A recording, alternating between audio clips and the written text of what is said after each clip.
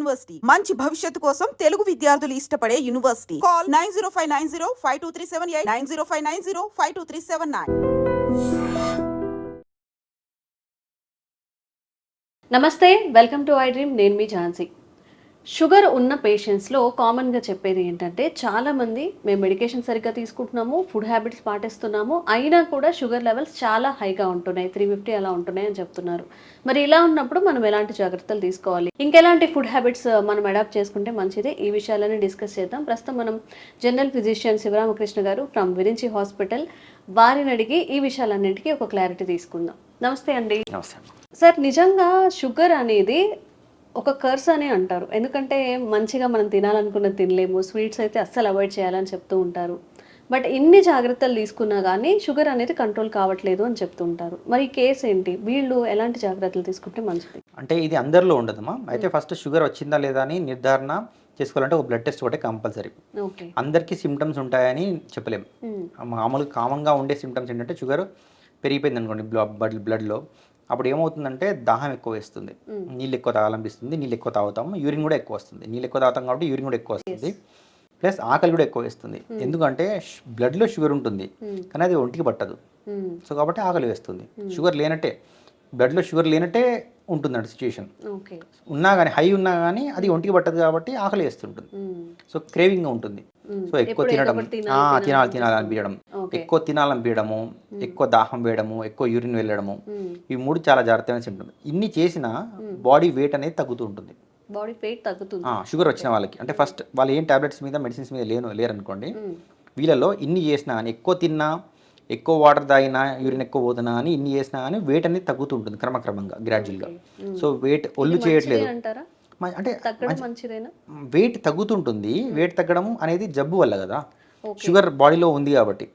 అంటే మన బాడీకి మనం తిన్న ఏ పదార్థం కానీ ఒంటికి పట్టట్లేదు, గ్లూకోజ్ అనేది సప్లై అవ్వట్లేదు, అందుకే వీక్గా ఉంటారు. గ్లూకోజ్ లెవెల్స్ బాడీలో ఉన్నా కానీ అవి ఒంటికి ఎనర్జీకి కన్వర్ట్ అవ్వవు.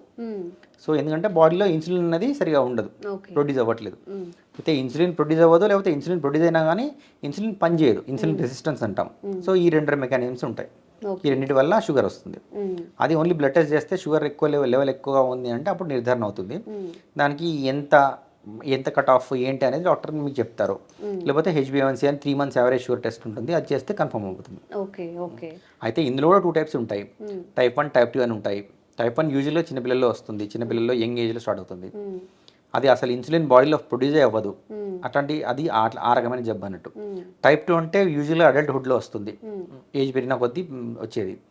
అది మనము మన ఫుడ్ అలవాట్ల వల్ల, ఫుడ్ హ్యాబిట్స్ వల్ల, లేకపోతే బాడీ ఒళ్ళు చేయడం వల్ల, సెడెంటరీ హ్యాబిట్స్ వల్ల ఇన్సులిన్ రెసిస్టెన్స్ అనేది డెవలప్ అవుతుంది. దానికి తోడు ఇన్సులిన్ కూడా తగ్గిపోతుంది క్రమక్రమంగా. ఈ 2 ఫ్యాక్టర్స్ కాంబినేషన్తో పాటు వచ్చేది టైప్ 2 డయాబెటీస్. అలా అంటే టైప్ 1లో, టైప్ 2 డయాబెటీస్లో దేనిలో ఎక్కువ షుగర్స్ ఎక్కువ పెరిగే అవకాశం ఉంది మెడికేషన్తో పాటుగా? మెడికేషన్ తీసుకున్నా కానీ, ఇప్పుడు మెడికేషన్ టైప్ 1లో ఓన్లీ ఇన్సులిన్ ఇస్తాం మనం, ఇంజెక్షన్స్ ఒకటే వాడతాం. 1-2 డ్రగ్స్ ఉన్నాయి, అవి ఇన్సులిన్ ప్రొడ్యూస్ చేసేవి కాదు, కాకపోతే సపోర్టివ్ మెడికేషన్స్ లాగా ఉంటాయి. ఎక్కువ శాతం మనం మెయిన్గా వాడేది ఇన్సులిన్ మాత్రమే, ఎందుకంటే ఇన్సులిన్ బాడీ అస్సలే ఫామ్ కాదు, సో బయట నుంచి ఇన్సులిన్ ఇస్తాం. టైప్ 2లో అలా కాదు. టైప్ 2లో మనం ఓరల్ డ్రగ్స్ చాలా రకాలు ఉన్నాయి. అవి కొన్ని ఏం చేస్తాయంటే కొన్ని షుగర్ని తీసేవి ఉంటాయి బాడీ నుంచి, కొన్ని షుగర్ ఇన్సులిన్ ప్రొడ్యూస్ చేసేలాగా ఉంటాయి, కొన్ని ఏమో బాడీని హెల్ప్ చేస్తాయి అన్నట్టు, మాడిఫై షుగర్ని పంపించేస్తాయి యూరిన్ నుంచి. సో ఇలాంటి మందులు ఉంటాయి. అది కాకుండా ఇన్సులిన్ కూడా వాడచ్చు టైప్ 2లో. ఓకే. జనరల్గా షుగర్ వచ్చిన వాళ్ళు ఇప్పుడు 30sలో కానీ 35, ఎర్లీ 30sలో 20 to 30 మధ్య వచ్చిన వాళ్ళు ఏంటంటే ఇది లైఫ్ స్టైల్ డిసీజ్, మేము మెడికేషన్ తీసుకోము అంటుంటారు. మరి లాంగ్ టైంలో అది ఎలాంటి ఎఫెక్ట్ చూపిస్తుంది వాళ్ళ హెల్త్ మీద? చాలా కామన్ అండి, ఇనర్షియా అంటారు, పేషెంట్ ఇనర్షియా అంటారు. అంటే మందులు స్టార్ట్ చేయడానికి విల్లింగ్నెస్ చూపించకపోవడం, భయపడుతూ ఉంటాం. ఫస్ట్ రిపోర్ట్స్ రాగానే చూసి చెప్పగానే షాక్లోకి వెళ్తారు. షుగర్ అండి వచ్చింది, మీరు మందులు వాడాల్సిన స్టేజ్లో ఉన్నారు, మందులు అవాయిడ్ చేయకుండా తగ్గించడానికి కష్టం అని చెప్తాం. చెప్పగానే వాళ్ళు ఫేస్లో మార్పు వచ్చేస్తుంది, దే వోంట్ యాక్సెప్ట్ ఇట్, అసలు తీసుకోరు. నాకు షుగర్ రావడం ఏంటి, ఇంత యంగ్ ఏజ్లో రావడం ఏంటి, నేను ఇప్పుడు ఇంకా లైఫ్ లాంగ్ రోగిలాగా ఉండాలా అన్న ఫీలింగ్లో ఉంటారు. సో వాళ్ళకి ఫస్ట్ అంటే ఏ లెవెల్లో ఉందనేది ఇంపార్టెంట్. ఫస్ట్ డయాగ్నోస్ కాగానే మీరు షుగర్ లెవెల్ ఏ లెవెల్లో ఉంది, స్టార్టింగ్ స్టేజ్లో ఉందనుకోండి, లైఫ్ స్టైల్ మోడిఫికేషన్ చెప్పొచ్చు, 3 months 6 months ట్రై చేయమని చెప్పొచ్చు. ఆ 3 months 6 monthsలో లైఫ్ స్టైల్ మోడిఫికేషన్ స్ట్రిక్ట్గా ఫాలో అయ్యారనుకోండి, దెన్ షుగర్ తగ్గిందనుకోండి, అది కంటిన్యూ చేసుకోవచ్చు. మీరు లైఫ్ స్టైల్ మోడిఫికేషన్ చేసినా కానీ 3 monthsలో షుగర్ కంట్రోల్ అవ్వకపోతే ఆ ఎర్లీ స్టేజ్లోనే మందులు స్టార్ట్ చేయాలి. అదే రావడమే షుగర్ లెవెల్స్ చాలా 300-400లో ఉన్నాయనుకోండి, కంపల్సరీ మందులు స్టార్ట్ చేయాల్సిందే. లైఫ్ స్టైల్ మాడిఫికేషన్ అంత షుగర్ లెవెల్ నుంచి నార్మల్ షుగర్ లెవెల్కి తీసుకురాదు ఒక లైఫ్ స్టైల్ మాడిఫికేషన్. సో బేసిక్గా స్టార్టింగ్ స్టేజ్లో ఉంది, ఇప్పుడిప్పుడే పెరుగుతుంది అని అంటే అప్పుడు లైఫ్ స్టైల్ మాడిఫికేషన్ చేసుకోవాలి. అయితే మనము ఇనర్షియా అంటే ఇప్పుడు పేషెంట్ ఎవరైతే నేను మందులు వాడను, మందులు తీసుకుంటే నాకు ఏదో జబ్బు ఉంది అని ముద్ర పడిపోతుంది, నేను తీసుకోను, నేను హెల్తీ డైట్ తీసుకుంటాను, ఎక్సర్సైజ్ చేస్తాను, ఇవి చేస్తాను అని షుగర్ని ఎక్కువ పెట్టుకున్నాడు అనుకోండి, షుగర్ ఒక్కసారి వెంటనే ఎఫెక్ట్ చేయదు, గ్రాడ్యువల్గా క్రమక్రమంగా పెరుగుతుంది అనుకోండి, క్రమక్రమంగా మన బాడీ అవయవాలన్నింటినీ ఎఫెక్ట్ చేస్తుంది. చూపు తగ్గచ్చు, రెటినోపతి అంటాము, నరాలు పాడవచ్చు, న్యూరోపతి అంటాము, తర్వాత కిడ్నీలు దెబ్బతినచ్చు, నెఫ్రోపతి అంటాము. అది కాకుండా హార్ట్ అటాక్స్ వచ్చే రిస్క్ ఎక్కువ పెరుగుతుంది, బ్రెయిన్ స్ట్రోక్ వచ్చే రిస్క్ ఎక్కువ పెరుగుతుంది. సో ఇవన్నీ ఇన్ఫెక్షన్స్ వచ్చే రిస్క్ ఉంటుంది, చిన్న దెబ్బ తగిలినా ఇన్ఫెక్షన్స్ వచ్చే రిస్క్ ఉంటుంది. సో అంటే షుగర్ పేషెంట్స్ ఉంది అన్నప్పుడు పెద్దవాళ్ళు కాదు, చిన్నవాళ్ళు కాదు, లాంగ్ టైం కాదు, తక్కువ టైం కాదు, అసలు మనం ఎలాంటి జాగ్రత్తలు తీసుకోవాలి? ఫుడ్ కానీ, ఎక్సర్సైజ్ కానీ, మన స్లీప్ సైకిల్ కానీ ఎలా ఉంటే మంచిది? ఎవ్రీథింగ్ ప్లేస్ ఏ ఇంపార్టెంట్ రోల్ ఇండివిజువల్లీ. అంటే ఫస్ట్ స్టెప్ బై స్టెప్ వద్దాం. ఫస్ట్ ఫుడ్ అంటే ఏంటంటే మనకు పిండి పదార్థాలు, కార్బోహైడ్రేట్ అంటాం, దాన్ని తక్కువ తీసుకోవాలి.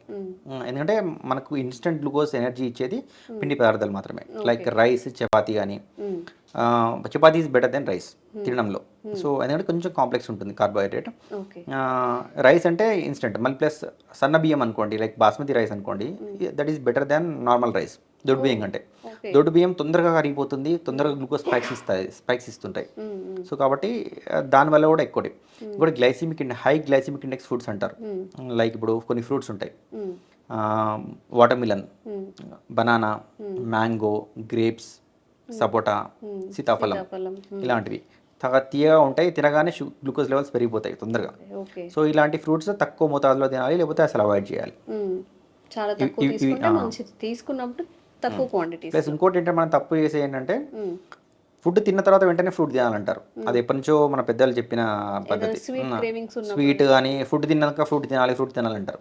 అలా కాకుండా ఫుడ్ తిన్న తర్వాత ఆకలి తగ్గిపోతుంది. ఆకలి లేనప్పుడు ఎందుకు ఫోర్స్ చేస్తారు? చేయకూడదు. సో మీల్కి మధ్యలో ఆకలి వేస్తే అప్పుడు ఒక ఫ్రూట్ తినాలి. అది కూడా ఇప్పుడు చెప్పిన లిస్ట్ కాకుండా చాలా ఫ్రూట్స్ ఉన్నాయి. కివి ఉంది, కర్బూజా పండు ఉంది, తర్వాత డ్రాగన్ ఫ్రూట్ ఉంటుంది, యాపిల్ ఉంటుంది, జామకాయ ఉంటుంది, ఇవన్నీ చాలా ఉన్నాయి ఫ్రూట్స్. అవన్నీ తినొచ్చు. ఏదైనా తక్కువ షుగర్స్ అంటే తీపి తక్కువగా ఉన్న ఫ్రూట్స్ తినొచ్చు. అది కూడా ఒక ఫ్రూట్ తినాలి అంతే. Quantity is more important. Quantity ఎక్కువ తీసుకుంటే షుగర్ లెవెల్ కూడా ఎక్కువ పెరుగుతుంది. సో కాబట్టి ఆకలి తీరేంత వరకే, అది తీరిన తర్వాత ఆపేయాలి. ఇది ఫుడ్ విషయంలో. Plus protein and fat moderate అమౌంట్లో తీసుకోవచ్చు. ప్రోటీన్ ఎక్కువ తీసుకున్నా పర్లేదు, ఫ్యాట్ మాత్రం మోడరేట్ అమౌంట్లో తీసుకోవాలి. ఇక్కడ కూడా కన్ఫ్యూషన్. ప్రోటీన్ అంటే మళ్ళీ మనం చికెన్ కి, మీట్ కి వెళ్తూ ఉంటాం. ప్రోటీన్ వెజిటేరియన్ లో ప్రోటీన్ అనేది ఎలా తీసుకోవచ్చు? ఒకవేళ వాళ్ళు వెజిటేరియన్ లో ప్రోటీన్ అంటే బీన్స్ పప్పుల్లో ప్రోటీన్ ఉంటుంది, పప్పు ధాన్యాల్లో ప్రోటీన్ ఉంటుంది. నాన్ వెజ్ తినొచ్చు, డయాబెటీస్ ఉన్న వాళ్ళు నాన్ వెజ్ తినొచ్చు, హ్యాపీగా తినొచ్చు. ఇఫ్ ఇన్ కేస్ వాళ్ళు వెజిటేరియన్స్ వాళ్ళు వెజిటేరియన్స్ అంటే ఇంకా బీన్స్ ఎక్కువ తినాలి. బీన్స్ లేకపోతే పప్పులు ఇవి తినాలి. తర్వాత మొలకలు వచ్చినాయి, ఉడకబెట్టిన గింజలు ఉంటాయి కదా, అవి మొలకలు వస్తాయి, వాటిలో ప్రోటీన్ ఉంటుంది. సో అవి తీసుకోవచ్చు. పుట్నాలు, పల్లీలో, వీటిలో కూడా ప్రోటీన్ ఉంటుంది, వాటిలో కూడా తీసుకోవచ్చు. కాకపోతే క్వాంటిటీ అనేది ఇంపార్టెంట్. Exercise compulsory. డయాబెటీస్ ఉన్న వాళ్ళు ఎక్సర్సైజ్ చేస్తే ఏంటంటే మనకు ఇన్సులిన్ రెసిస్టెన్స్ అని మాట్లాడుకున్నాం కదా ఇందాక, ఇన్సులిన్ ఉన్నా కానీ పని చేయకపోవడం అది తగ్గుతూ ఉంటుంది క్రమక్రమంగా. సో కాబట్టి గ్లూకోజ్ అనేది బ్లడ్లో ఉన్నది మెల్లమెల్లగా బాడీకి ఎనర్జీ లాగా ఉపయోగపడుతుంది, షుగర్ లెవెల్ తగ్గుతుంది క్రమక్రమంగా. సో ఎక్సర్సైజ్ అనేది చాలా important. 30 minutes per day at least. Exercise అంటే కంపల్సరీ రన్నింగ్ చేయాలా, స్పోర్ట్స్ ఆడాలంటే అలా కాదు, బ్రిస్క్ వాకింగ్, ఫాస్ట్ వాకింగ్ అయినా చేయొచ్చు. అదే నేను ఫాస్ట్ వాకింగ్ చేయలేనండి, నాకు మోకాళ్ళ నొప్పులు ఉన్నాయంటే స్లో వాకింగ్ అయినా పర్లేదు, కొంచెం డ్యూరేషన్ పెంచి చేయండి. హాఫ్ అన్ అవర్ చేయాల్సింది 1 hour చేయండి మార్నింగ్.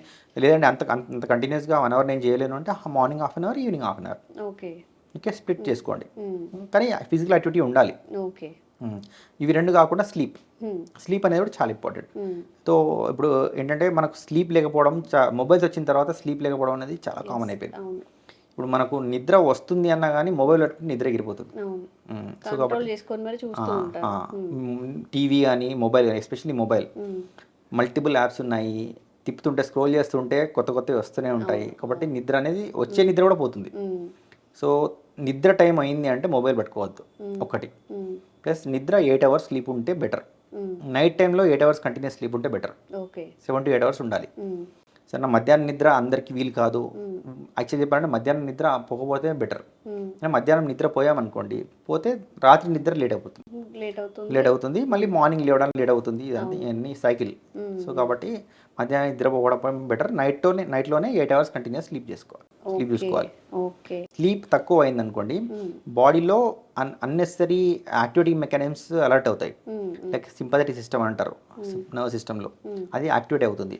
అప్పుడు హార్మోన్స్ కొన్ని అడ్రినలిన్, నోరడ్రినలిన్ అనేది అట్లాంటి హార్మోన్స్ ఉంటాయి, డోపమైన్, అడ్రినలిన్ అట్లాంటివి ఎక్కువ అయిపోతాయి. అవి ఎక్కువ అయితే హార్ట్ రేట్ పెరిగిపోతుంది, షుగర్ లెవెల్స్ పెరిగిపోతాయి. సో టెన్షన్, స్వెట్టింగ్ ఇవన్నీ రావచ్చు. హార్ట్ అటాక్ రిస్క్ పెరుగుతుంది, షుగర్ లెవెల్స్ పెరిగిపోతుంటాయి, బీపీ పెరిగిపోతుంటుంది. సో ఎవ్రీథింగ్ ఈజ్ అగైన్ మళ్ళీ విషియస్ సైకిల్. ఓకే.